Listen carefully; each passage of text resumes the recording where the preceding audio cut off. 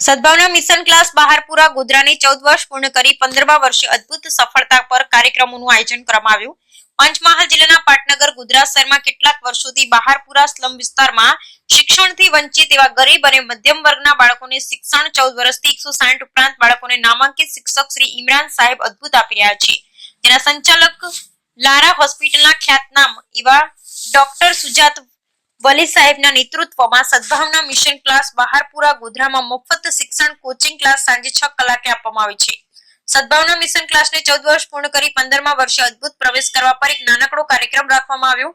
તેમાં ગરીબ અને મધ્યમ વર્ગના બાળકોને કલા અને સાંસ્કૃતિક પ્રવૃત્તિઓના ભાગરૂપે મન મૂકી ડાન્સ કરી આ અદ્ભુત સફળતા પર જોવા માટે વાલીશ્રી અને સ્થાનિક લોકો સ્તંભ થઈ ગયા હતા।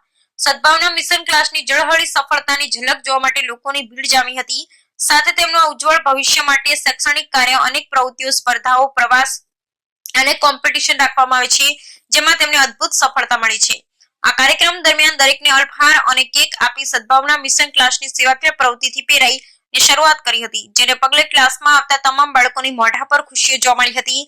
સદભાવના મિશન ક્લાસ બહારપુરા ગોધરાની અદ્ભુત સફળતા પર ડોક્ટર સુજાત વલી વાલીશ્રીઓ, સમાજના અગ્રણીઓએ બાળકોને અને ઘણા વર્ષોથી એકતાના પ્રતીક તરીકે જાણીતા મુસ્લિમ સમાજના નામાંકિત મશહૂર શિક્ષક શ્રી ઇમરાન સાહેબને ખૂબ ખૂબ અભિનંદન પાઠવ્યા હતા, જે પંચમહાલ અને ગોધરાની ગૌરવ છે। Bureau report Mohammad Tahir Ganji, Godhra.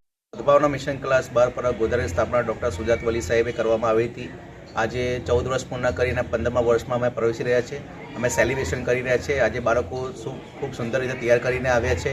તો સાંસ્કૃતિક કાર્યક્રમ રાખવામાં આવ્યો છે અને અલ્પાહારની પણ વ્યવસ્થા કરવામાં આવી છે। અહીંયા બાળકોને કેક આપીને કેક પણ બધા દરેકને આપવામાં આવ્યું છે। અહીંયા ગરીબ અને અનાથ અને આર્થિક રીતે પછાત બાળકો પણ અભ્યાસ કરી રહ્યા છે। કોઈ ફીસ લેવામાં આવતી નથી। છેલ્લા 14 વર્ષથી સતત લગાતાર શિક્ષણ આપી રહ્યા છે।